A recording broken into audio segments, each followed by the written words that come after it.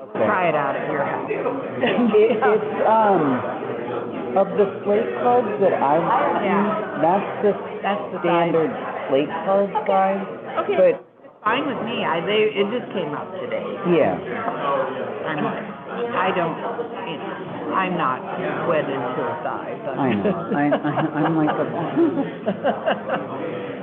mean, everyone's got an opinion. I'm like, we just need to do. I don't. Yeah, that's right, yeah. Okay, it is 6:30. Have we got everybody? Our form? You see any forms signed up there? I don't know where they put them.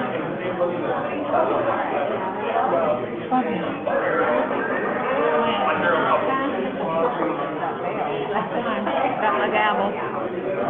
But still, anyway, I just... Thank you. Okay.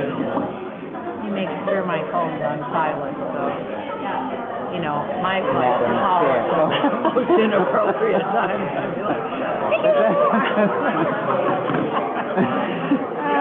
Okay. I'd like to call. Gosh. I need one of these everywhere I go. I'd like to call to order the March meeting of the Mounted Community College Board of Education. I declare a quorum for tonight's regular session with the following directors present. Diane McKeel, I'm here. Annette Matson, here. Diane Noriega, here. Marie Tooney, Here. Andrew Spears, Here? Shatoya Bentley, here. And Dana Stroud. Here. Okay, item 4.1, approval of agenda. May I have a motion to approve the agenda? So moved? Second? It's been moved and seconded to approve the agenda. All in favor, aye? Aye. Opposed? Any abstentions? The motion carries. Item 5.0, public input. For persons wishing to provide public comments who are attending in person, please sign up by completing the sign-in sheet with your name, the name of the organization or group represented, if any, and a statement noting the agenda item or topic to be addressed to the board. The sign-in sheets are located on the table at the entrance to the meeting. For persons wishing to provide public comments via Zoom, we ask that you sign up using the hand raised feature in Zoom. It is available at the bottom of your Zoom screen. When you are called to provide comments, please clearly state your full name, the name of the organization or group represented, if any, and the agenda item or topic you wish to address to the board for the record. Please limit your comments to 3 minutes per person. As a reminder, the board will hear comments or objective criticism of college operations and programs, but comments about individual college personnel should be directed to the board chair or the president outside of this meeting. We will now hear public input at this point. Roxanne, are there anybody signed up for public comment? There is no one in person and nobody online. Okay. So if there's no public input, the public input is now closed. Okay, item 6.0, reports. We will now move to reports and correspondence. Lisa, do you have any correspondence? I do. Okay, thank you.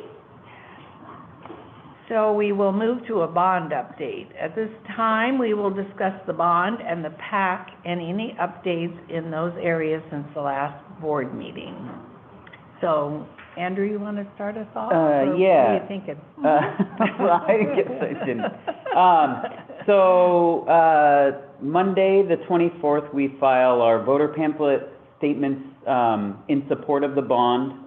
So thank you all who have provided their personal and organizational endorsements. It's really helpful for us to provide those in the voters pamphlet. And the campaign manager and I, along with our consultant, have been working on the pages and we have 10 pages for Multnomah County in support of, and then we have we're planning on 8 for Clackamas County, and Hood River County, I found out yesterday, is not will not be printing a voter's pamphlet for the May special election. But otherwise, I was wanting to include one for them because of our support from Cascade Lock. So, Right. and then outside of that, we're working towards raising funds for the PAC. We're still about 65,000 under our goal, our target amount. And then we're also transitioning to more of now that we have the voters pamphlet stuff underway and we'll file on Monday, we're transitioning to more of the community outreach and engagement and volunteer side of the campaign. So looking at, engaging with our different faculty groups and CEA leadership and trying to activate campus, and then also working with other organizations and community to make outreach, both the field side and then also just continuing to make presentations on the bond. And then things like lawn signs, and I have here the prototype for what the lawn sign will be, and then this is a window placard, so thinking of like coffee shops or businesses, including that. And we're making outreach to downtown Troutdale and Gresham to get those out into businesses' windows. Here we should get the printing done on Friday and then start getting those out Friday and early next week.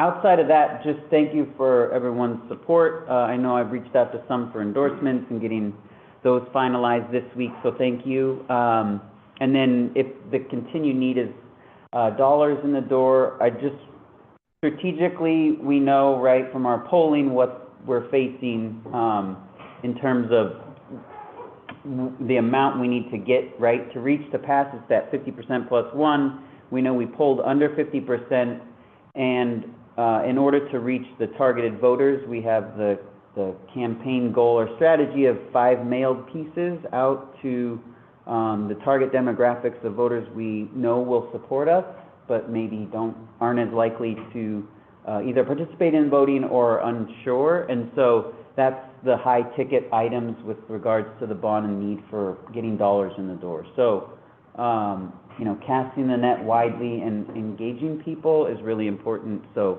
please, for all in the room, please think about who you can reach out to and making those asks for dollars, whether it's businesses or individuals.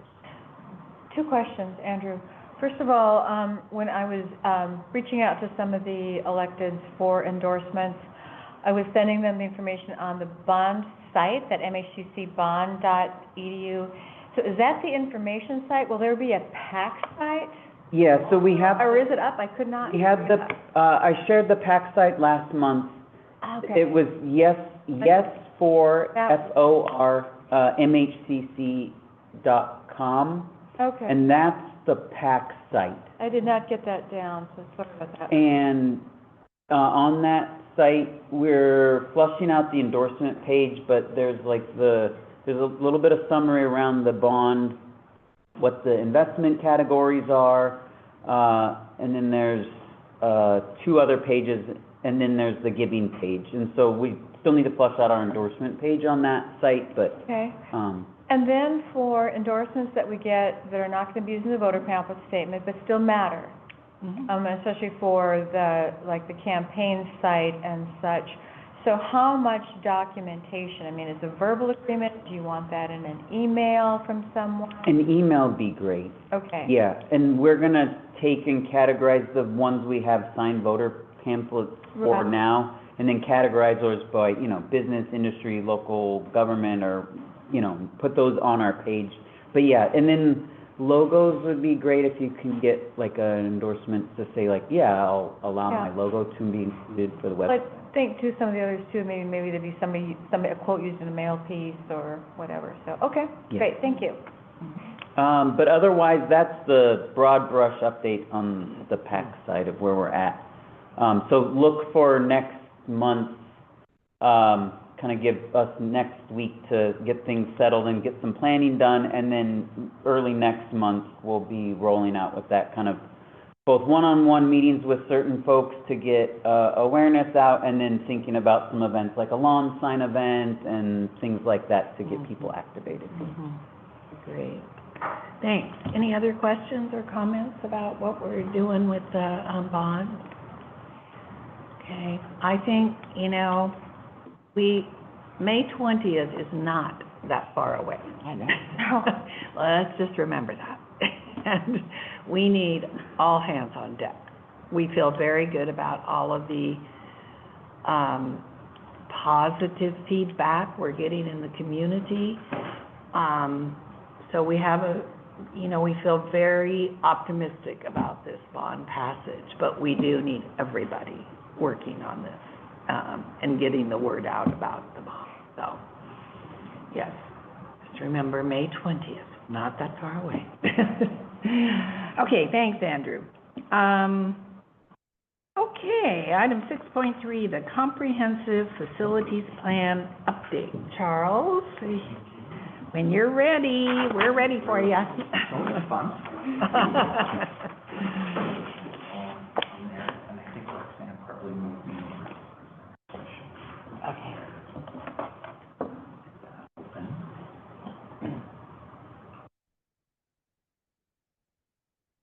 Awesome, it's working. Everything's working. That's always a good thing, isn't it? Let me move that over there too. Well, thank you for having me in tonight to be able to share updates. Mostly, last time I was in here was June, and we ran through the final comprehensive campus and facilities plan. And then today, what I'm just going to share is some of the things that we've done since June and things we've been able to accomplish, and looking forward like year 2 through year 5 of items we could work on. We talked about that. One of the key things I want to call out, and you're mostly aware of though, is once we completed the plan, almost immediately some of that key information was imported, like the projects and the needs and the things we received from everyone around the campus was included into the bond projects and work that we're currently doing. So our regular initiatives and plans, the bond projects, and then anytime we're going through planning and prioritization, we look to this document and to these needs to be able to drive that forward. So we're currently in year 1. So the key projects and strategies that we moved over from the plan to the bond campaign were the needs that the campus expressed around safety and security, and recommended classroom upgrades and lab upgrades. Those were taken straight from the plan into the bond. Some of the equity access and Title IX needs that campus residents have brought forward, and then of course my favorite, asset preservation. So here's some of the fun stuff, right? Like campus and classroom upgrades. It's in the bond 2025 ask for bigger work, but then Jennifer and I also submitted for the Oregon State grant for classroom and lab upgrades. So we're waiting to see how that one turns out separately from the bond to kind of get multiple strategies to move these things forward. And then one of our fun wins, so the Dean of Health Professions came to me and said, I really love those student activity areas that you had throughout the academic center and in other buildings. And we have the St. Helens room that used to be a coffee shop. Can you and I work together to just try this out? Like, we don't have a lot of money, but maybe we can grab some furniture, we can clean the space up, we can get it ready. So he partnered with me, we cleaned the space up, all our teams worked together, and that opened in the fall, and we've had a lot of students in there every day that I've been up there. Oh, great. Students using Is that it. the one at the end of It's the one that all the way Yeah, at all the way to the in end. Building 17. And the students really appreciate that, and they have a place to go, and their microwaves and things. So that's been a big win. And then, of course, all of you were at the grand opening of the Equity and Community Resource Center. So that was built into the facilities and campus plan as well as one of the needs. And then we were able to drive that forward. So we had the grand opening in January, and it was a lot of work from a lot of different teams on campus to make that happen. And then we've continued our work on the asset preservation as well. So having that $16 million Oregon State matching grant, we've been trying to get projects done every year. And since June, we had parking lots, FGHPL. You've probably noticed all the repaved parking lots makes the front of the campus look amazing. And then people don't really see roofs, but like the roof that's marked with A over at Applied Tech was the next worst roof that we had on campus. Prior to, we've already fixed some of the others, but that was next on our hit list to prevent water from coming in the building. And then we're continuing our work from the plan and as part of the bond on the aquatics retractable dome. So we've reached 100% design review completion on that, which is great. And then we're submitting to the city of Gresham for permitting. What's been submitted, we can pay the fee and go through the permitting process. So we're excited about that too. And then I promised to share year 2 through 5 plans. So we had these all built in, to the comprehensive plan. So this year we're going to do some camera and security projects. I'm working with Blake in IT, and he's identified some of the end-of-life systems that we have in the cameras that are no longer functional. And we're using some of the $16 million matching grant dollars to do those now. And then the larger projects around safety and security, like the lockdown and readers and some of those other things, are bond dependent. For the campus and classroom upgrades, we talked about the state grant that we applied for. Hopefully get some additional leverage there for classrooms and labs. And then the larger projects and the health professions were built into the bond. And then Equity Access Title IX, we're continuing work on targeting our key assets for the asset preservation. We plan on working on warm and welcoming this next year. So some of the benefits of the comprehensive plan we built are scalable items, even if we get unfortunate in a bond process, although I'm hopeful. But we can still work on some of these things. So some of the wayfinding, the color coding, the warm and welcoming, we still plan on working on those. Our gender-friendly restroom conversion. So the diversity and access team reached out to me and my team and said, we'd like to help you with some of those modifications, doing some additional single-use restrooms and seeing what opportunities we have. So we're going to continue working on those. That was my big update for today. So since June, we've made some headway, even though we haven't had a ton of funding to do things for. Any questions? Do you know what the hours are on the student lounge? The student lounge, I know I think it goes to 8 p.m.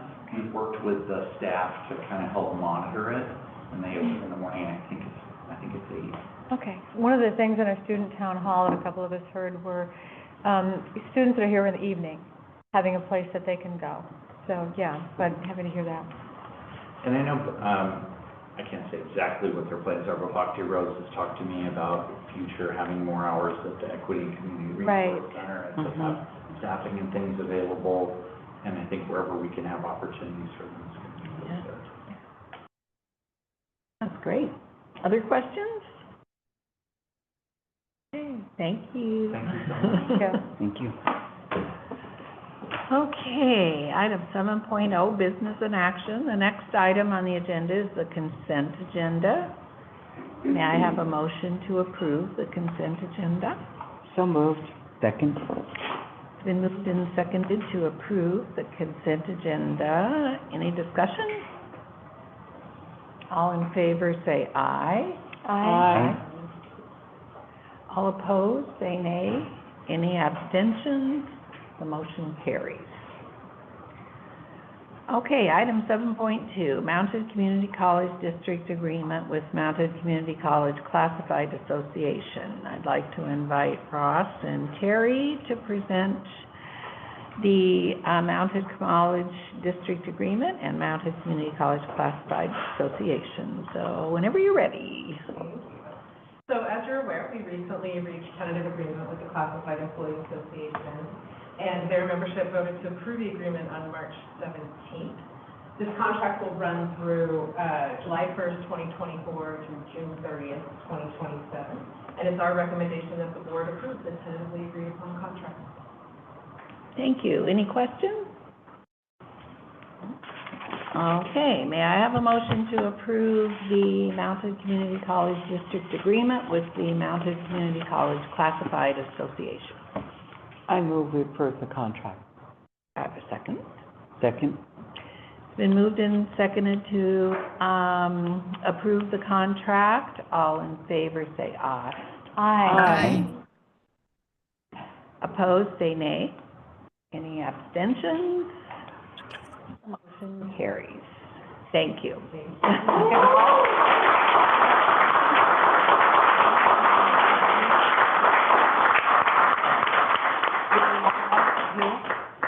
Okay. Okay. I have it? In Oh. the, Well, we're gonna sign the contract, and I have it here. With y'all. big one.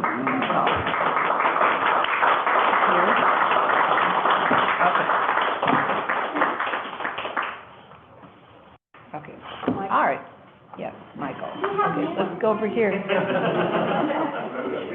Have what? I'm sorry. Music. Music playing? Oh. Campaign. Yeah. Let's go down here where we can sign, right? So we go down to the... Yeah.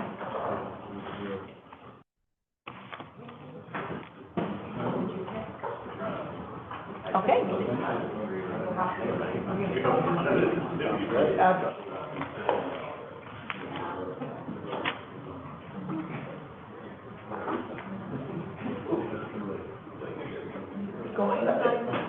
Oh, you two signed. I think I'm just. It's not too bad.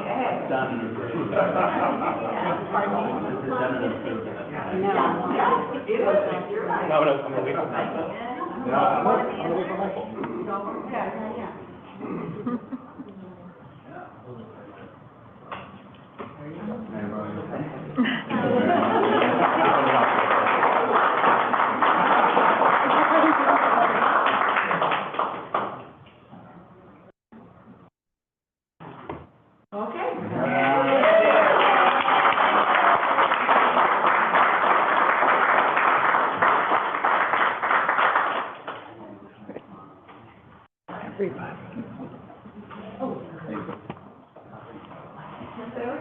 They're not here. They're gonna coordinate with, Ross and I were talking about it. They're gonna coordinate with Roxanne to get it signed on Friday. Okay. All right. Thank you. Huh? Okay. Yes, yes. We can have a good day.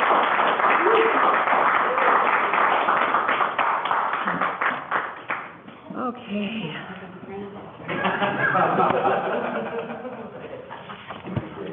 Did you read it? No, not yet. In the terms and conditions, I checked the box. Do you need something? No. Okay. All right. Okay, item 7.3, approval to adopt member-paid pre-tax contributions. This is Ross and Terry again.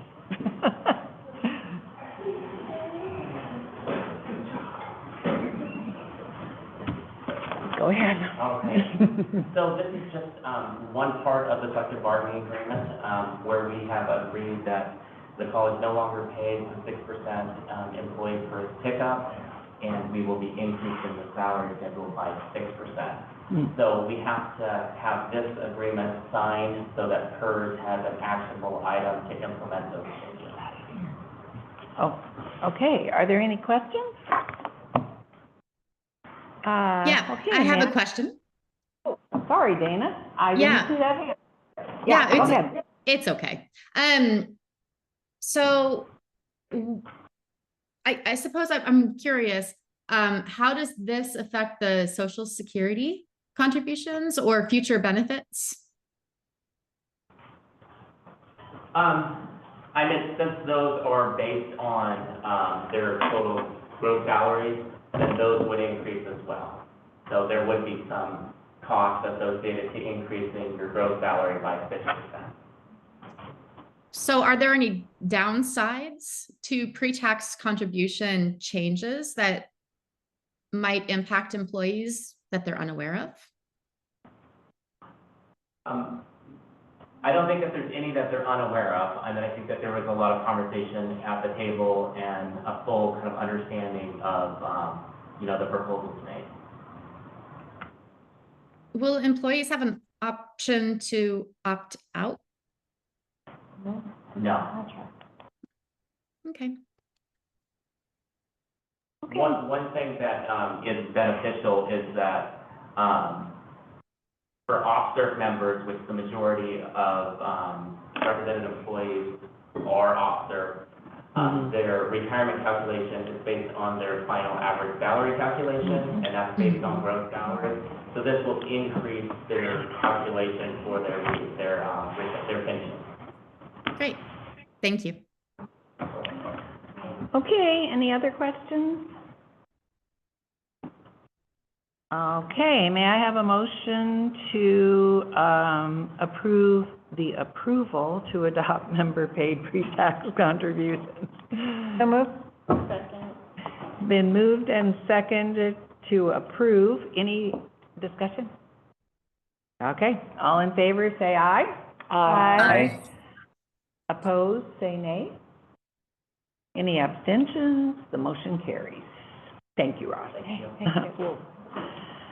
Okay, faculty, item 7.4, faculty sabbatical requests. I'd like to invite Dawn Forrester to please present the faculty sabbatical request for 2025, 2026. Hi, yeah, please go ahead when you're ready. Thank you Yeah. for having me. So yes, my name is Dawn, as you all know. And what you might not know is that I'm one of the counselors. We have 5 counselors on campus. I'm one of them. And I'm also the chair of the Faculty Resource Development Board, which is the FRDB committee. And we are also the ones that accept the applications every fall for sabbatical. And this year we had 10 applicants, and we're able to fund 6 of those applicants. And in your board packet, you have the summary of the goals for these 6 folks. And I always like to give you all some highlights. And so, as always, the projects are focused on enhancing the student learning process in 2 ways. One is by the instructors enhancing their own knowledge. So we've got instructors who are going to be doing some advanced coursework, advanced training, doing some research, all of that good stuff. And then, of course, that will trickle down to their students. And then there will be some improvements to direct student instruction as well. And I meant to look this up. I've had 3 months to do it, and I haven't. But Edie, one of our art instructors, maybe you guys can help me with this, she's going to be doing some research and trying to find some grant money to bring what is it called, a risograph equipment on campus.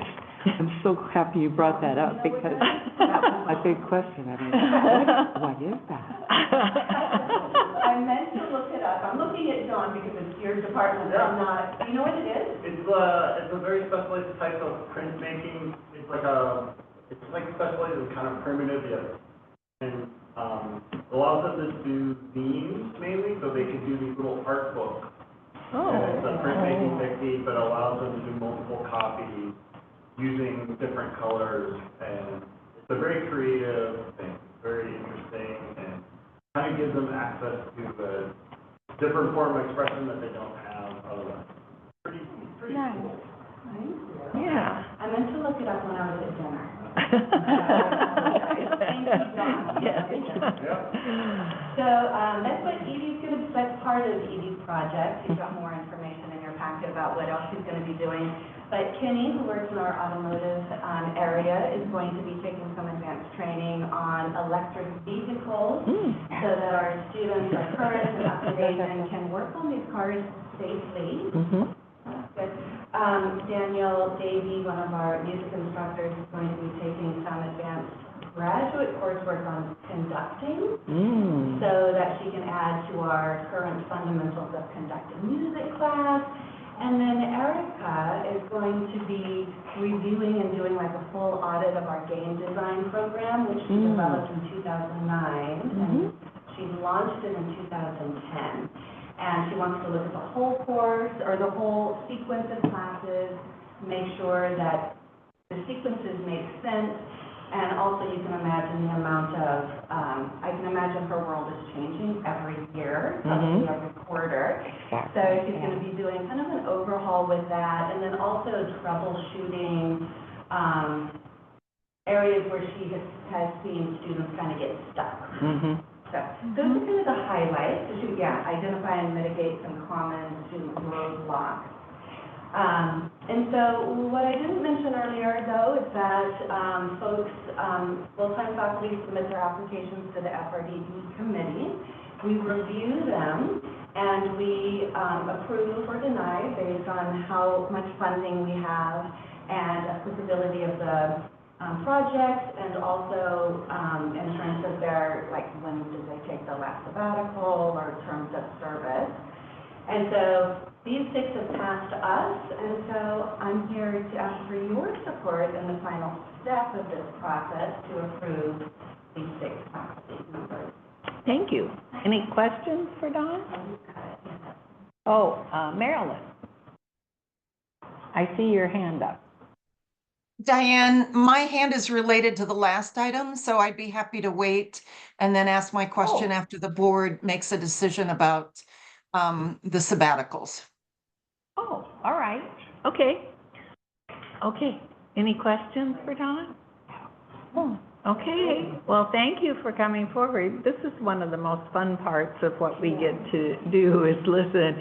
I'm always so interested in what they want to do, the people that are applying for this, what it is they want to do. It's fascinating. Yeah. That's part of what I love about being on this committee and chairing this committee, is really seeing what people are doing and learning about things like running the breath machine. Yes, it's always, learning's always good. Cutting edge stuff. Yeah. I do have a question on this. Just more of a curiosity, really. I think that the sabbaticals that you described already are very exciting, and I'm happy to support them.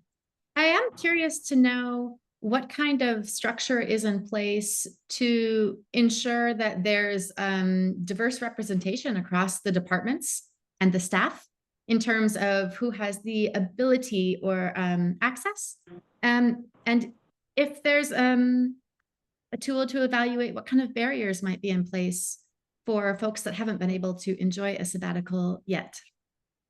Thank you. So yeah, the first question is everybody is, all full-time faculty are eligible for a sabbatical every 6 years. So barriers would be for folks in their first 6 years of employment here, they're just not eligible yet. And then once they become eligible, as you know, we don't say this very loudly, but anybody, I mean, we could have 50 people applying for sabbatical, right? So there are no barriers there in terms of who can apply. The biggest barrier, of course, is funding. And so, like I said, this year we were only able to fund 6, and that's how many folks we were able to fund last year as well. So I had to disappoint some people who had some really amazing projects lined up, and just because we didn't have the funding. So I'd say that's the biggest barrier for folks.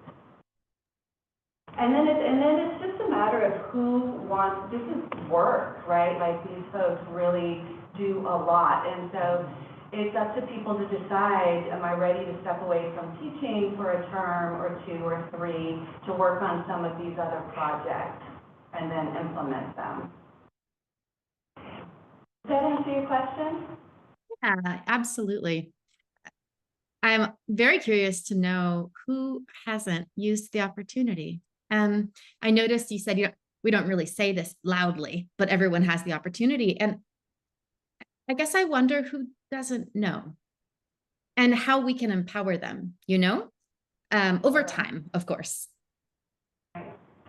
Well, I send an email out to all faculty at the beginning of the year, and I try to make my email as welcoming as possible to try to get to sign up, and I'll be changing that email a little bit because I'm wanting to be able to fund more people.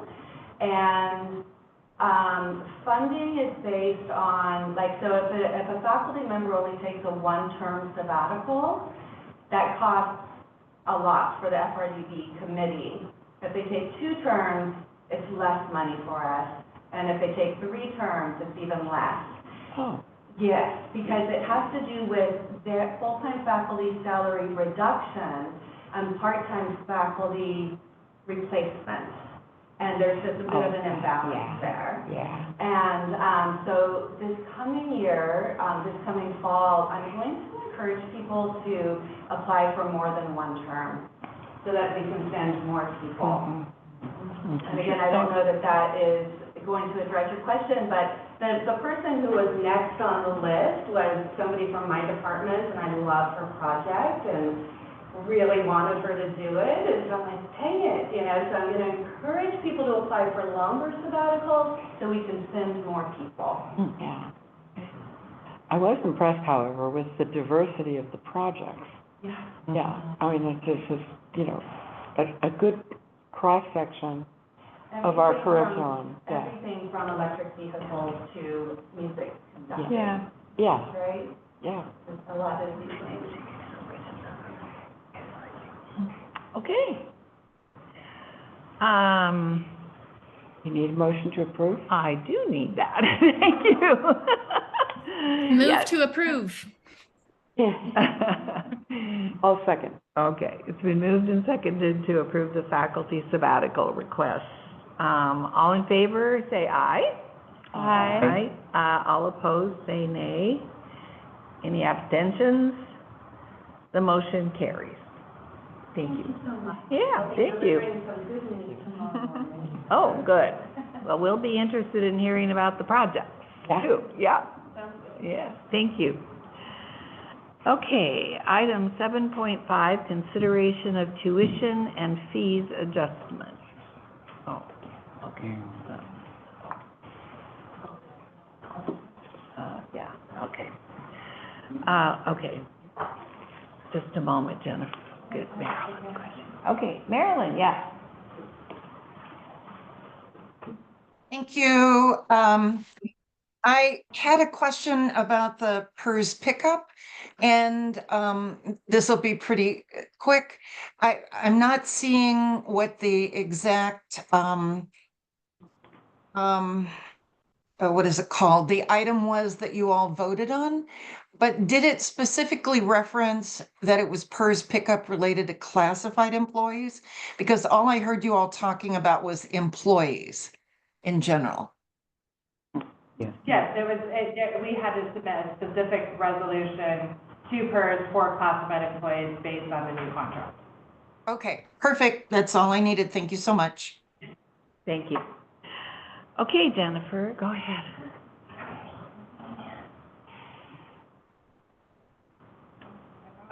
Sure.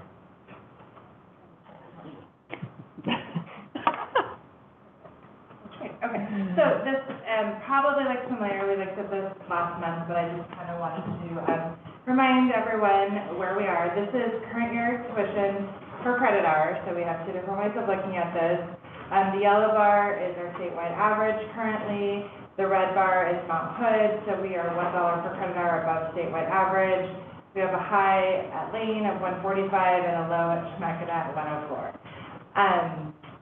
Looking at it as a total annual cost of tuition, the red bar is Mount Hood, we're actually slightly below the statewide average, which is $6,720, and you can see Lane still holding out at the top end. But Tillamook Bay is actually at the lower end here. They edged out Chemeketa by quite a way. So you can see that there's strategy around, this is required fees, so things like technology fees, student government fees, different colleges have different philosophies, so we like to show it both ways. And this is current year fees. Everyone is also discussing tuition increases. So what we are here to ask the board for tonight is a tuition increase in an amount that aligns with the Higher Education Price Index, which is 3.2%, which would increase tuition, by $4 per credit hour.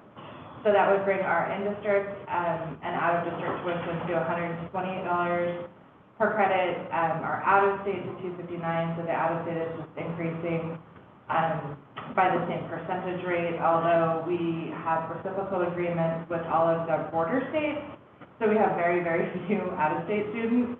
Our international tuition increased by the same amount, and then, as with the BAS tuition, actually replaced by a $100 surcharge. And then I have a history of our, so I like to show a 10-year history of our tuition increases. We've talked about, I know there was a comment last month about predictable tuition increases. We've really tried to align with the higher education price index. It's been around 2%. The last couple of years it's been significantly higher.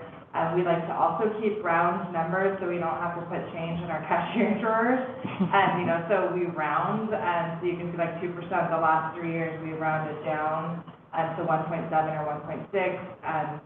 This year it's rounds up a little bit to 3.2.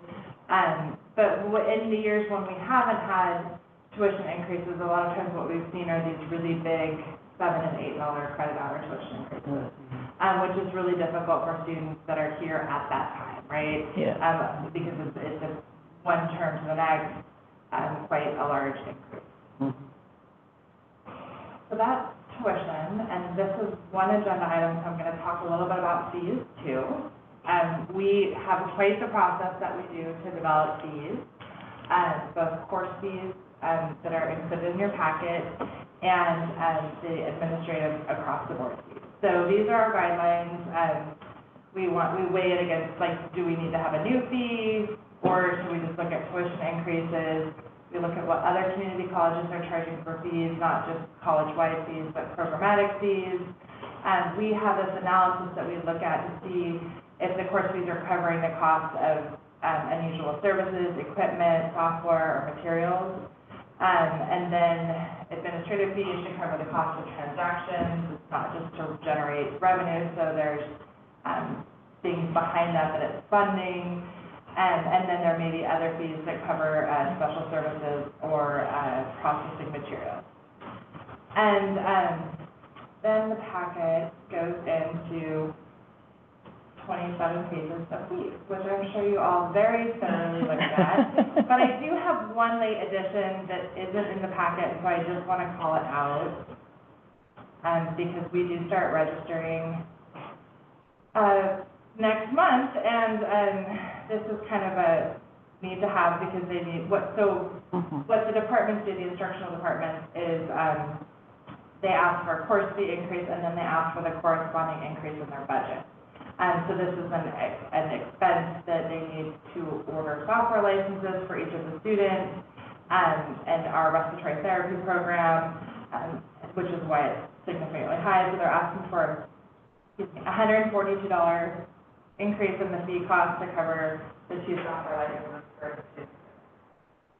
And this is the only addition, otherwise everything else is in the packet that was sent out last week. So I won't go through each of the fees, but I am happy if you have questions about them, to answer anything that I can. Yeah. Most of them were very modest increases. Yes. $1, couple dollars, Yes. not a whole lot. And some of them have been reduced as well. I mean, so the good thing about our very thorough process is we make them go through and either say, yes, these are good, or no, they need to change. So people are looking at the fees every year, because when we started this process, we had people who were like, oh, this is a $10 photocopy fee, and we're like, do you really provide copies still? Is that really happening? So making people actually explain and justify what those course fees are related to. The vast majority had no change from what I could see. The millwright fee went up $5, The millwright certification. I saw it, yeah. It cost my attendance because it was unusual. It's like, oh, yes, it's 20%, but it's $5 because it's a very low fee, so, yeah. So the fee to the student is $300 and... The new fee will be $342 for that. Okay. Thanks. Dana, do you have a question? Yes, thank you. I'm curious, what other possible solutions could help offset the financial situation? And like, have there been other avenues that have been explored with grants or with the foundation or with scholarship opportunities? Have there been other creative ideas kind of explored prior to this moment? And probably there has, and I've just completely forgotten because my brain is halfway functional right now.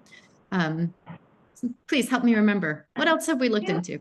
We will get into more details when we bring the proposed budget on April 2nd. But we have always tried to balance out what students are bringing to the table, what we're looking for in reductions, what we're looking at in enrollment increases. So it's not all just falling to students to make up our gaps, you know, or any budget shortfalls. So we have been looking at other reductions. This is generating almost like $1 million worth of revenue for this tuition increase. So that would be significant to just try to find somewhere else. But we also still have some shortfalls that we're going to have to address in the upcoming budget, and are working through how to identify that. So balancing it out with new revenue from tuition, some enrollment gains, which will get us more tuition dollars, but not necessarily more state support. We are really crossing our fingers that we're going to get 6.9% that's in the governor's requested budget and state support. If that amount slips, we're going to have to make more reductions. And then the final piece of the puzzle is how do we reduce expenditures to balance the budget. I mean, it's such an uncertain time and we don't really know what's going to happen federally either. So better safe. I appreciate all the work you've done. Thank you. Annette? And isn't that the other piece of this too, as we look at our budget? I mean, I recall this chart that we were handing out in Salem. We get about as much money from the federal government as we do from the state. Yes, so student financial aid is the biggest chunk. Right. And that is critical to continuing to operate a community college, right? Like, I don't know how we do it without federal aid. But we also have a lot of grant programs that are, some are independent, like Head Start, relatively independent. They're independent from the general fund. They're very entwined with state funding. Right. But we are being mindful of those and the things that we're covering. We have an indirect cost reimbursement rate of 19%. To get into weeds on. So we get reimbursed from our federal grant program. And we use that reimbursement to expand the services that we offer across campus because we're supporting those grants. But if those federal grant programs go away, we're going to have to look at reducing those services that we've expanded to support, you know, the 500 grant employees that we have on campus. So it is really connected into programs. And then we have other programs that are really, you know, half of the program is funded from the general fund and half of the program is funded from a federal grant. Right. And so like our TRIO program, really looking at like making sure we're able to maintain those services or what's going to happen with that as well. Other questions? Marie, do you have your hand up? No, okay. I don't know what I'm seeing. Roxanne's mouse. Oh, it's Roxanne. Sorry, it's Roxanne's mouse. That's what I I do have one more. Okay. Jennifer, would you remind me, please? Has there been some outreach to students, and what was the students' response to the proposed tuition change? So we have not done specific outreach. We did share that I did an interview with an advocate, and that was published 3 weeks ago, talking about the tuition increase in relationship to the overall budget scope. Now the student government, there's a fee increase proposed for the student government fee, and I know they have student hearings and meetings on that specifically. Yeah. We haven't received any specific feedback on the tuition increase, other than nobody wants a tuition increase. Right. I promise that I can guess what that's going to be. I do remember that presentation, and I think I remember them saying, at least for the student part, student government, that they were okay. They were feeling pretty comfortable with the proposed budget increase for that. So, yeah, thank you. Okay, thanks, Jennifer, for all your work. I know this board is very focused on tuition increases, and we remember those years back, the 7% and and so appreciate all that you do in that area to help work with our students. So, okay, may I have a motion to approve the consideration of tuition and fees adjustment for 2025-2026? So moved. Thank you. Thank you. It's been moved and seconded to approve the consideration of tuition and fees adjustment. All in favor, say aye. Aye. Opposed? Nay? Any abstentions? Motion carries. Thank you, everyone. Thank you, Jennifer. All right, item 7.6. The next item on the agenda is the second reading and board vote to approve board policies in chapters 5 and 7 that are included in the board packet.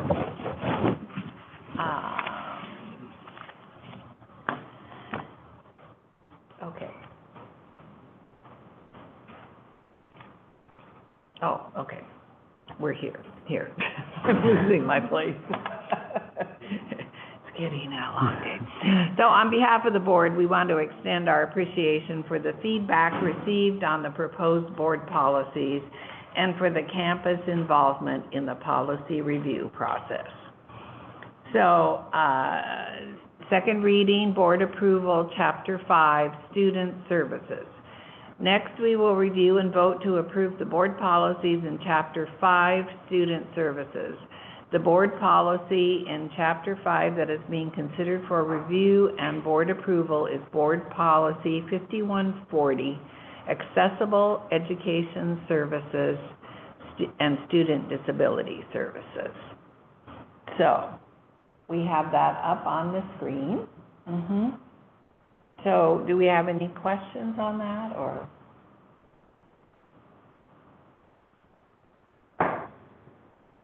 No questions from the first reading or anything? Okay. May I have a motion to approve the proposed board policy in Chapter 5?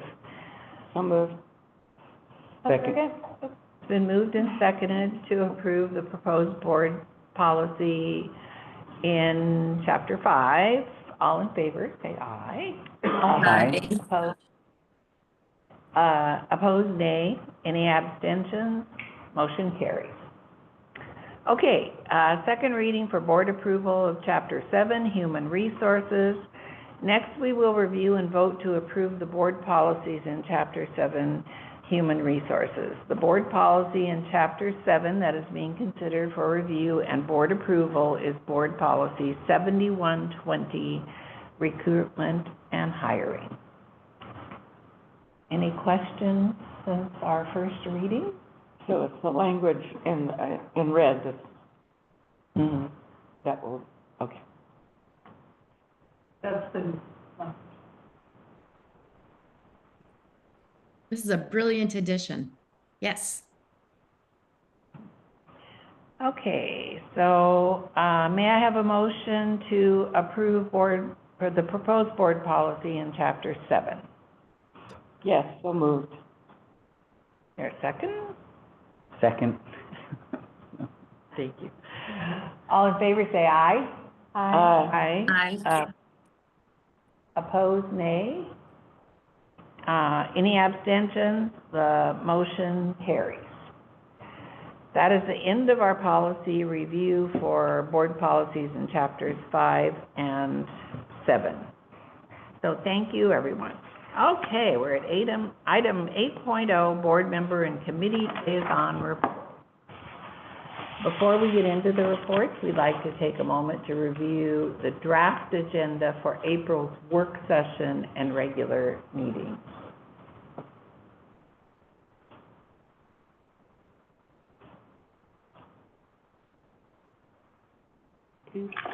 Oh, budget. We're moving into the budget, yeah.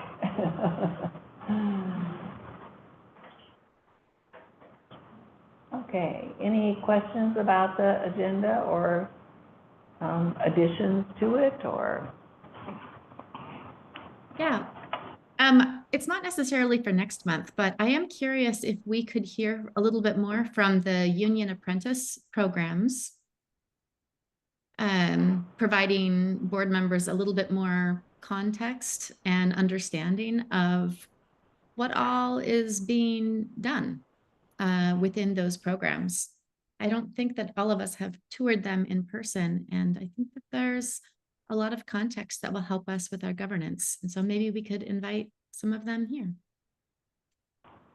Thank you, Dana. This is actually, you'll notice on the work session, we have business items 6.1 and 6.2 that are blank.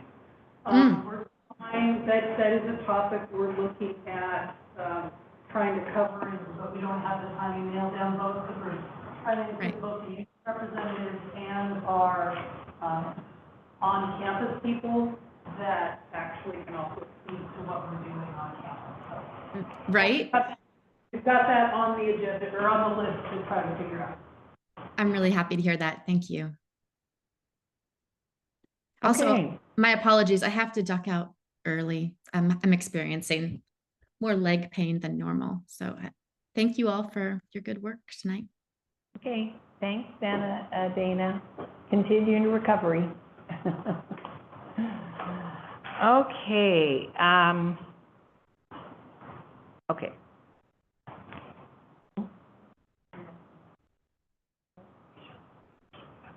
Oh, we got to show the meeting. Oh, sorry. That was the work session. Now we'll look at the meeting. Yes, this meeting has been moved to the 23rd of April because of some of us being gone on the week before. Also, we are talking about moving the budget committee meeting to 6 o'clock. And okay. Doing that is a half hour, and then doing the CSC on hearing next, and then so that was okay. Okay. So everybody understand that? Yeah. And that, again, you said TSCC at 6:30, but the bond, or the budget. Budget committee. Right. Moving the budget meeting to 6. Right. Okay.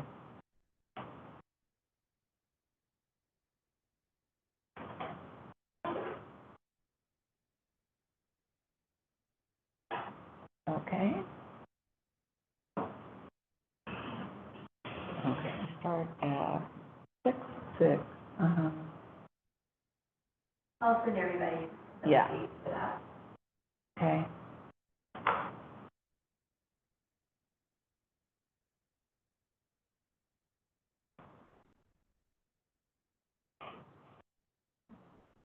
Okay.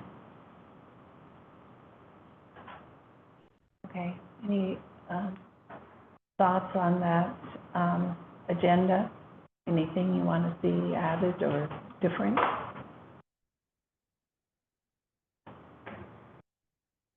Okay.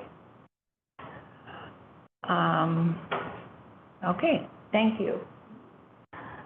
Okay, board member reports. We'll now hear board member and committee liaison reports. Please keep your report to 3 minutes per person. Diane Noriega, would you like to start us off? Okay, I'll just get things on my calendar. Let me see. Well, I attended the PAC kickoff, which was, the speakers were just very inspirational, and I thought that was really well done. We had, business person and Beth Wills, faculty member, alums, Andrew sharing his own personal story. So I thought it was very well done. And then yesterday I attended the Gresham Chamber of Commerce State of the City address, which was, as I was referring to it as a love fest. There was lots of thank yous and compliments. just on and on, that there, you know, really is a team effort. The best part of that was that the mayor mentioned our programs Yes. twice. Yes. And showed great appreciation for the students that were turning out in these, you know, areas that are high need, and so it was nice to have that recognition. Yes. Yeah. And then the rest of the time I spent trying to recruit candidates for our vacancies. Just talking it up, coffee here, coffee there. Yeah. Okay, thanks. Shatoya, would you like to go next? Yeah, so, I went to the PAX launch as well with my little one. Yeah, he tried to take over the show. That's right. And, I went to the OCCA, for our lobby, event. That was fun, networking, with other board members, seeing them since DC. And, I had a lovely time with our students, and like encouraging them to, tell their story no matter who our audience were, and embracing, the environment as their own.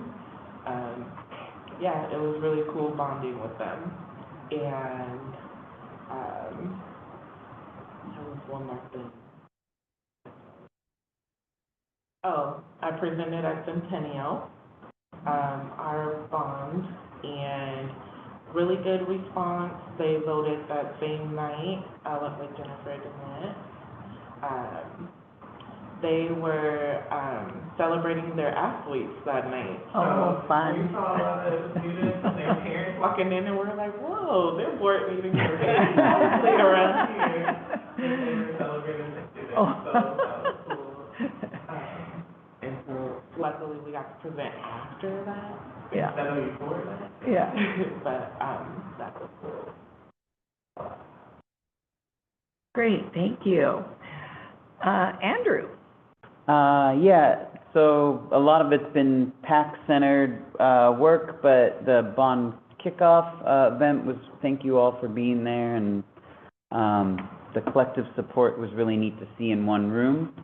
And then presented before the Park Rose School District Board, and we got 4 out of their 5 board members to endorse, which I think they might have had an open seat. So all board members endorsed for the bond for that school board, and then that same week I presented to the Gresham Chamber of Commerce along with Dr. Scari the bond itself and what we're looking to do in improvements, and then I as the board member gave the PAC pitch, and we received the Gresham Chamber of Commerce endorsement. So that was really neat to see, and many of the board members also gave their personal endorsement, which were really impactful and awesome to see. I know I'm probably forgetting 1 or 2 or 3 things, but my mind's a little scattered these days. But that concludes my report. Thanks, Andrew. Okay, Marie.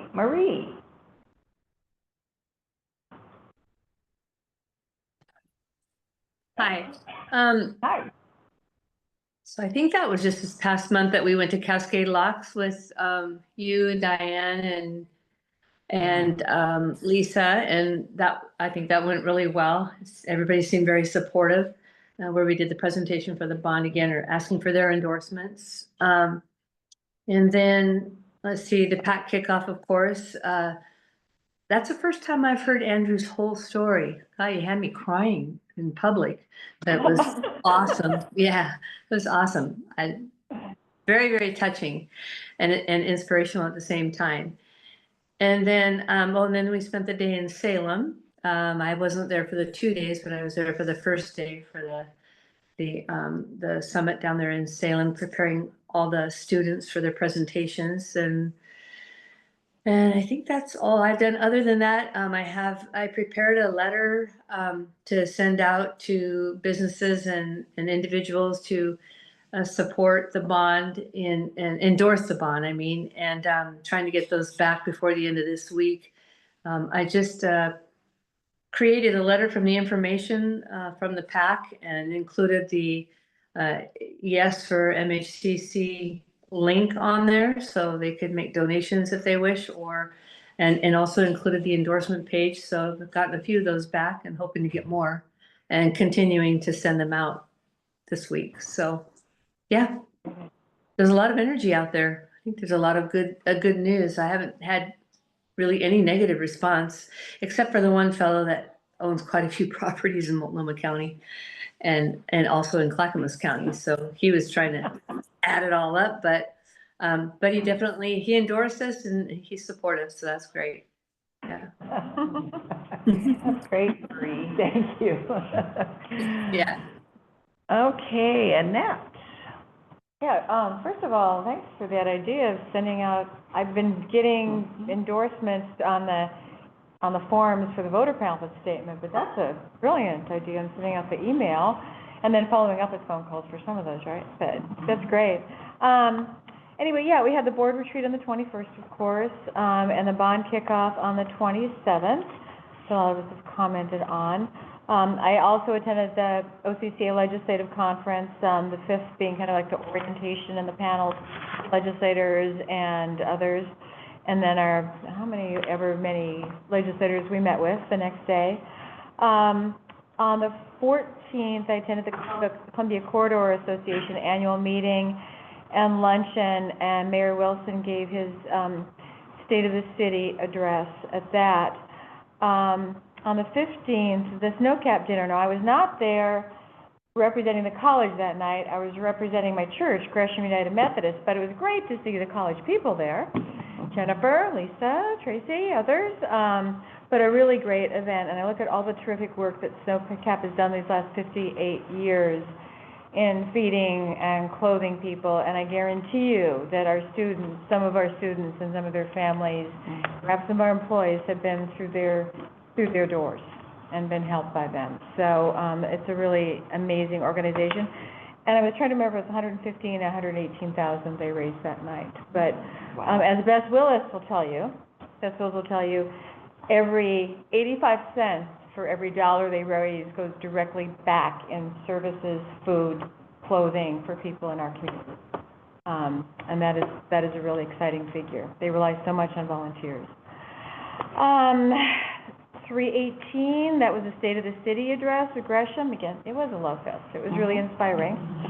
And then we had a bond planning meeting today, and other than that, yeah, getting a hold of different electeds and gathering up those endorsements.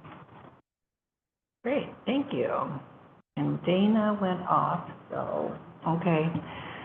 So, my board report this month, which, forgot to look at my calendar, so thank you for all of you reminding me some of the things I was at. So, yes, we were at the City of Cascade Locks, who, and we got their endorsement, which, they're on the edge of the district. And so that one and Happy Valley, I think, are two that are very significant, being on the outer edges kind of our district. He and I did great in Happy Valley. Yeah, yes. So I went to the PAC kickoff meeting, and that was very good, very good. Andrew, you were very good. Thank you. I went up to Corbett to their Safety Action Team meeting that they have every month, and we have a lot of support from up in the Corbett area. We have 2 more events planned up there to speak to the public about our bond. I was at the Reynolds School District and the State of the City as well, and this morning I was at the West Columbia Gorge Chamber of Commerce coffee and chat that they do, and lots of support there. I mean, everybody was ready for lawn signs and whatever, they're all ready. So, and then after that I went to the open house for the SBDC. that they held today in Rockwood. And I was on the bond planning committee. And then the other thing I will share is I went to a few of the boys basketball playoff games where Barlow is #1 in the state, won the championship. However, I wore my Mount Hood community college to every one of those games. So, so there's ways you can impact without it being direct. So anyway, thank you, everyone. Okay, we will move on to updates from our advisory representatives. I'd like to make a friendly reminder to keep your comments to policy and program matters. Thank you, and we look forward to hearing from you. ASMHCC, you're up. Hi, how are you? I'm good, how are you? Great, thank you. Please go ahead when you're ready. Hello, everyone. My name is Andrew Gonzalez. I'm a Community Affairs and Outreach Representative for the College. And today I'm going to be stepping in for our Student Body Vice President. Just fill you in on everything that we've been up to for last meeting. So on February 26th, the CNJ students hosted an event to inform students about the bond initiative and how students can get involved. Several of you were present and provided information about the bond and answered questions from students. Over 100 students attended that event, and many asked great questions about the bond and the needs of the college. March 6th, in collaboration with Transition Instituciones, Multicultural Cultural and Diversity Resource Center, we held an International Women's Day event to honor women in our extended community with awards for their contributions to the parliament and support efforts related to this year's theme of Women's Day. The event was well attended, and our community partners are very appreciative to be included and support the event. Also on March 6th, 3 students traveled to Salem with Dr. Scari, Jennifer Bomer, as well as board members Shatoya and Annette to meet with legislators at the state capitol and to advocate for the needs of the Honor Community College campus and student body. On March 12th, the Associated Students hosted our prep week event for students to take a break from studying, enjoy waffles and fresh fruit while connecting with each other to build a stronger campus community. We had about 150 students attend that day and went through 30 pounds of waffles. We are also in the midst of Associated Students of non-community college recruitment for the next school year, with candidate meet and greets and elections taking place over the next term. We look forward to finishing the year for the next term. Thank you. Thank you. Thanks. Okay, John Hasagawa, would you please share the full-time faculty report? Hi. Thank you. So, hi. Hi. Let me see, thank you for ratifying the classified contract, right? Thank you. It was a long process. I'm glad it's over, right? And we can focus on the other stuff, like the bond. Like, we are working hard, we're gonna work hard and get that baby churning, actually working on it. So we already had a meeting to endorse the bond, Thank you. in the paper. Just gave it, we didn't wanna wait a second longer. Thank you. Thank you. So that was contingent on you taking the vote today, right? So that's it. I hope I did it No, properly. that's great, thank you. So did that, we were in finals week, so it's tough on all of us, our students and everything. But we're working it, making it through. This will be my last meeting with you guys as president. So Sarah Williams will be taking over, very good person, strong candidate person, has lots of experience. She'll be talking to you, but I will be continuing on as like our equity person. We don't really have a formal name, but kind of since I've taken on all those projects, I will continue to take on, be in that role, as well as other stuff with the association. So I'm really excited to keep us running in that correct direction. Right, we're still worried about all the stuff that's happening, and just to reemphasize, like, how our our public face, right, which is you guys send out the message, is very critical. Our students will see what we are doing and how we're reacting in the climate, right? And I think we need to model what we want them to do, right? And so there's lots of different things. I know we gotta make hard choices maybe coming up, but we gotta pick the right thing for them, right, for our students. And we are, right, you all know, we have our most vulnerable students, we have them here with us, right? The ones that barely make it here, right? It's our responsibility to make sure they can continue the journey, right? And as their goal. And so it's just really hard, right? We're all gonna have a rough time. I'm almost about to cry. Miss you. I'll miss you guys. So I'll still be doing the work in the background, right? It's just someone else will be sitting here, talking to you. Let's talk a little bit about sabbaticals, right? So I think the number was 10 people applied, 6 people got it. One of the people, I know all of them, but Edie is in her 7th year. She was hired the same year I was. So she only became eligible for sabbatical last year. So for her to get it, we do it by, there's a very orderly way that we do it, but it has to do with how long since your last sabbatical, or if you've ever applied, or whatever. And so basically the system is set up that if you're persistent, you will get it, usually by the second.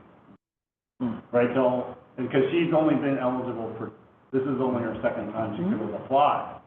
Right, so sometimes you don't get it your first time. If she had waited for a decade, she would have gotten it for sure the first time, right? Does that make sense? So we don't want people just going sabbatical after sabbatical, that's part of it. So, and then I think there's lots of people that don't ever apply for lots of reasons. One, they like being in the classroom with their students. Two, they're part of single-person programs, so they're afraid about the students that would be leaving, especially CTE programs where they have cohorts of 2 years, right? A lot of programs, the individual is the face of the program, and they would feel like they would be kind of abandoning their students if they left them in the middle, right? And we don't really have a great control over who will come in, right, to take over. And so we work hard, right, to build a program up to become something, and people are just afraid when they go. So even 2-person programs, CT programs, right, that's half your staff leaving. Right, and so all that full-time work, they don't hire mostly a new full-time person, they hire they do part-time backup. So it's very difficult for those people into applying, like health professionals, right? It's hard for them to take a sabbatical. So those are the main reasons, the barriers to why people, personal reasons why they never even consider a sabbatical. They have ideas, but just like a lot of us, would you take 4 months off of work? Probably not, right? Even if it was paid, right? We're too dedicated to the person. I think that was it. It was great working with you guys for the last couple of years. Thank you, John. Thank you, John. Yeah, take care.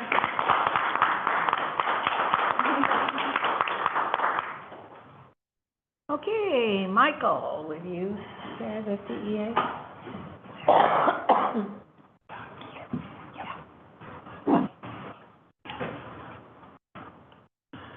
Everyone. Hello. Hello. Thanks for your time. First off, thank you for passing our contract today. Today was day 262 without a contract. We bargained for over a year, and so I just want to thank you for doing your part and hearing us, listening to us when we plan different board meetings. I want to thank my bargaining team, Sarah Ramon, she's our co-chair, our bargaining chair, and on our team. She set a really excellent pace in bargaining. She really made it a group effort. She divvied up the contract, applying different jobs to different people, ensuring that it was everyone working together, sharing information together. So I just want to thank her. And the other members of the team, I want to list off real quick: Lisa Riegel, Corey Houston, Lane Morrell, Cameron Thomas, Evan Wickersham from OEA. And then we have some people that are no longer on the team, but they were: Rosina Lessie, who left Central Oregon Community College, Brett Nair, who was with OEA, he retired, and of course George Anderson passed away in the middle of March. So We are excited to close this chapter, and move on from bargaining. I would like to say that many of us are excited to help support the bond. With that said, unfortunately, there's not a switch for me to turn on to divert all of my colleagues' attention to the bond. I think for many of them, it's a possibility, and I think many of them will engage, because we do believe in the bond, and I personally believe it's very, very important for us. And I imagine that there will be some feelings for others that still have a bad taste in their mouth based on this most recent bargaining session. We will do our best to engage and encourage all of those to jump in and be ready, and it will be up to the individual, of course. With that said, I know that I would be very interested in giving an endorsement for the bond at this point, getting them by the deadline. We were unable to meet and get a vote in from our unit at this time. We will be meeting with them in April, trying to see if that's something that our unit is interested in doing. If it is, we will pass it along. Obviously, we know it won't make it to the voters' pamphlet, but perhaps onto the PAC website or whatnot. So we will be engaging in that way. We want to make sure that we're very supportive of the bond. And we appreciate the work you all are doing out in the community. It's heard, it's seen, and so thank you so much. Let's see, look at my notes, make sure I'm not missing anything. The last thing, this is kind of really changing gears, but it's something that that's really become important to me probably in the last 3 months or so. I've been talking to a lot of my colleagues around here on the Gresham campus, downtown Rockwood, Bruning, Maywood, and I think something that I've learned, and I don't think it's very consistent, but I feel like stating it here and maybe having it start from the top and trickle down, I think might be a great strategy. I think too often we refer to this campus as the main campus. It is our largest campus by all means, but it is not the main campus for all of our staff or all of our students or all of the families and external community we meet with. A lot of them, their main campus is the Bruning Center. Their main campus is Maywood. Their main campus is downtown Rockwood, which I would like to call the Rock. So hopefully that will continue downtown Rockwood, we just call it the Rock. Our CCR&R is at our Small Business Development Center, Economic Workforce. I think when we refer to the Gresham campus as the main campus, I think we unintentionally disenfranchise our own colleagues and our own external community about what it means to be part of the Mountain View Community College community. Because it isn't just the Gresham campus, it is many other campuses, including all of the Head Start buildings we have surrounded around the community and county. And so it is my intention going forward, and I would encourage my colleagues to do the same, is to make sure we call this the Gresham campus. Because, again, this isn't the main campus for all, and especially for our colleagues who are off this campus. When this campus is described as the main campus, it's really discouraging for a lot of them. Wondering, don't forget about us. Don't forget us down at Bruning or Rockwood or whatnot. So I say that to you all as just kind of something that I have my own internal battle that I'll be fighting for the next however long I'm here. I'm not good, because I think it's really important that we build this community. I think it's something I've learned through this bargaining process is that I've been able to watch my union and my colleagues grow together and really come together for one thing, and I think we just need to continue to build on that community. It's within our name, community, a community college. We serve a wonderful part of Multnomah County, personally my favorite part of Multnomah County, and I think it's important that we talk about one another, that we don't accidentally disenfranchise folks and thinking that they are lesser because they are at a satellite campus or a smaller campus. Because I think everybody's main campus is wherever they're spending their most time. So, happy to be here at Gresham campus. I'm happy to go everywhere. And like I said, the downtown Rockwood, too long of a name, I just think we should call it The Rock. Like, I gotta drive down to The Rock, I just think it's gonna fit really well. And so, on that note, in all seriousness, again, thanks so much. Thank you. Thank you, Michael. I'd like to comment, that was a really good point about the Maine and the Gresham and the names. Terminology matters. Thank you, Michael. Thank you. Yeah. Marilyn. Hey there. First off, I want to send congratulations to both the Classified Association and the college. Thanks, Michael, for giving us the number of days. 262 days without a contract. You've heard me say this before, but in my own way, I'm passionate about the possibility of coming up with a way by which, and it happened one time out of the 5 contracts that I helped negotiate, where we got the contract, the replacement contract, ready to go the day before our current contract expired. And it just, again, you know, Michael was talking about community and sense of community, and it's one of the ways that community can be enhanced is if there's a look at how can we negotiate contracts in a way so that they are ready to go in place by the time that the other contract's ready to expire. Mediation is there, but you know, it's great if you don't need it. So that's one thing I wanted to mention. Then I wanted to let you all know that the PFTA did invite, and Andrew, I'm going to need help with, is it Cecilia and Claire? Yes. Okay, that Cecilia and Claire joined us for a meeting. And after that meeting, we did endorse the bond and we did make a donation. Our, you know, ever since the Janus decision, our budget is based on a small, I think, a small amount of dues, but we did what we felt like we could afford.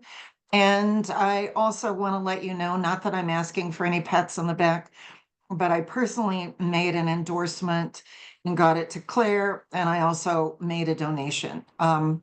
Definitely, the PFTA leadership is supportive of this, and I'll do what I can to volunteer. I've already filled out the volunteer message on the PAC website, and I will encourage others.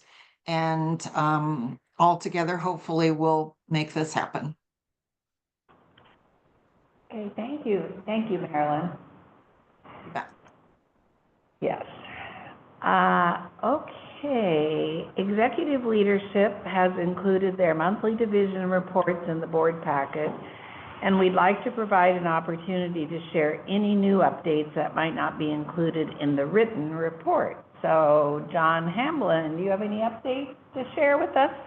I'm on Zoom. Hey, everybody. I do not have any additional updates for tonight. We see your face. Okay, thanks. Tina, do you have any updates for us? Okay, thank you. Jennifer DeMint. I do not have any additional updates. Thank you. And Jennifer Bomer. I do have a few things. So okay, well, come on up. I've done my visual aids here, but so today was National SBDC Day, and I just want to thank Diane for attending our SBDC open house we had today. It was a great event. We had a lot of clients there at the Rock. At the Rock, yeah. And it was great.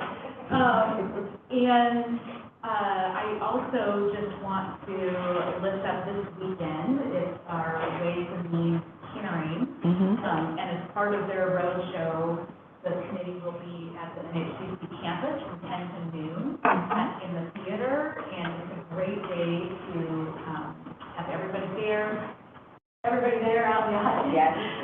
If you can, you know, it's a great day to wear your red and black, and the marketing folks will have a lot of signs there and swag, and we just want to be really welcoming to our legislators and remind them that though there's 6.9% in the governor's recommended budget, costs for community colleges are projected to go up 14.9%. So, you know, we have to be advocating for support for community colleges. So, along those lines, this is the time when we're really raising the cause of NHCC. We've got some new cool little pocket guides that talk about our bond measure. I have some copies here. And then we have our I Love NHCC campaign, and a bunch of new fun little things that people can pick up, and window decals and car bumper stickers and whatnot. And then finally, my last visual aid, actually the most big one, is the NHCC Foundation auction is Saturday, April 25th. And these posters are being shared with businesses, and our board members are sharing these. We've got little canned bills as well, and these are also mailed out to folks. But this is a great day to gather, especially because we have the bond measure. So this auction is the only event that NHCC has that is really about inviting everyone to know the mission of NHCC more. So it couldn't be timed more perfectly, I think, to be at the end of April, and we hope to raise $171 million. That's nice. Million someday. 171,000 that will benefit the foundation and ultimately benefit our students who are deserving of working hard and need support. So that's it for me. Great. Thank you, Jennifer. And I'll share this. So the theme is champions. Yes. So, you know, last year it was the Derby, and so we were all wearing, you know, flowered hats. Right. So what's the attire for a champion? Well, we would love it if you could come in your favorite NHCC Saints gear, you know. So you can interpret that in two ways. You can go red and black glam, or if you just want to, you know, put on your sneakers and your jersey, you can do that too. So it's kind of up for interpretation, but we'll be in the gym, so whatever that means to you, we just want to emphasize red and black. Got it. Sounds good. Thank you, Jennifer. Okay, we're at the president's report. Lisa? Well, and I'm gonna tag on one of Jennifer's things. I have handouts, because I know you like paper. 4 things related to the legislative session. The first is the Community College Support Fund request, with talking points and stats for you to use. The second one is capital construction request, and just a reminder, the Community College Support Fund comes out of a different funding source than the capital construction, and so that's why there's 2 separate requests. Equally important, our chances of getting the capital funding are higher than the community college. Or the community also equally important is the student basic needs bill. This is being supported by more than community colleges, so this is a joint one. Talking points on that, some information. Okay. And then if you're planning to testify, so I would encourage anyone who can be here to sign up. You may not get called because it's likely there will be a lot of people. But it's always good to know our name on that list. Here, the talking points you can borrow from. For that 2 minutes, you want to write up. 2 minutes? It says 2 to 3, so I. Okay. Well, last time I wrote up a 3-minute speech, they gave us 2 minutes. Thank you. To talk really fast. An email from Senator Gorsuch's office asking who would be know you're going, I guess, email me so that I, or tonight, so that I can. I'll be attending, I'm not sure about signing up to speak, And I'm attending. yeah, they might have heard enough from, Sign up to. yeah, they might have heard enough from me in Salem. Well, The two of us. is I think they want to be sure to recognize the elected officials. Okay. So that's why they were asking. Oh, okay. Okay. I think former Rep. Jeff Rudin will also be there. Yeah, I think he's probably gonna sign up to speak, but he hasn't signed up yet. Hope we can find. We know somebody. I'll write for him. Yeah. I just want to thank Annette and Sheboygan and Marie for coming down to the legislative days in Salem, and then Sheboygan for spending the day with students and our legislators, and advocating on our behalf. You know, it's on days that it makes a difference for them to see us down there, and I think it's both something. I did want to share, I think it was right after our last meeting, the college hosted the first advancing semiconductors in East Metro convening. And I know you hear us talk a lot about semiconductors. This was a little different in that it was bringing together all the entities in East Metro. So we went out, Cordes and Sandy as well, bringing everyone into the same room. Start a conversation that will continue for the rest of this year around how to do it. And what was critically important is there's those conversations with service agencies in the college or business in cities. School districts have been absent from that conversation, so it was important to get them there, but also have everyone in the room at the same time. And don't know where to go, right? One of the kind of fun things is bringing people together and not having your agenda, but trying to see what we can build together. And I just want to do big appreciation to Tina, Daniel Langer, who's the dean, and also Bobby Lee, who is stepping for this project specifically. It's kind of things that kind of hopefully we don't know, but they've done a great job of taking it and trying to figure out. This will also dovetail nicely with, you remember when Portland was talking about kind of their long-range vision and their interest in workforce development properties. This semiconductor / advanced manufacturing conversation is also coming out of that, and so we're trying to figure out how to align those two initiatives. So again, we don't have another group talking about the same thing. So yeah, it's kind of exciting to see.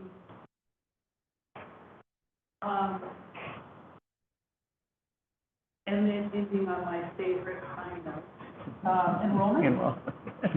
Now granted, we're 2 weeks away or a week and a half before the start of the spring term, but right now we're sitting at 14.5%. Yay. So what we're going to need to do is see, and we've got some new students, so it may just be a matter of people enrolling earlier, so it'll all level out. But still, for the year-to-date, we're almost 50%. So strong numbers, looking good, and practice. Question? I know.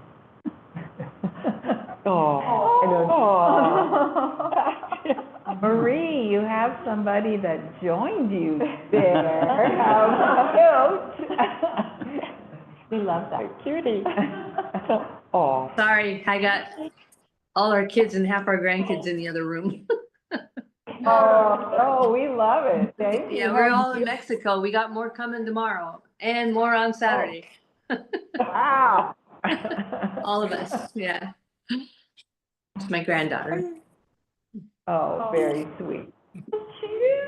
Sorry. No, no, sorry. We love you. Thank you. I know. Aw. That's adorable. Oh, that's so cute. What a pretty. Any questions for Lisa? Okay, well, that's an adorable way to end a meeting. May I have a motion to adjourn? Thank you. All in favor, say aye. Aye. Nay. Any abstentions? Motion carries. We are, oh, wait. Please look at this. Roxanne does this for us every month, and it's all of the, really appreciate it. Thank you. Yes, please look at that. Okay, we're adjourned. Yeah.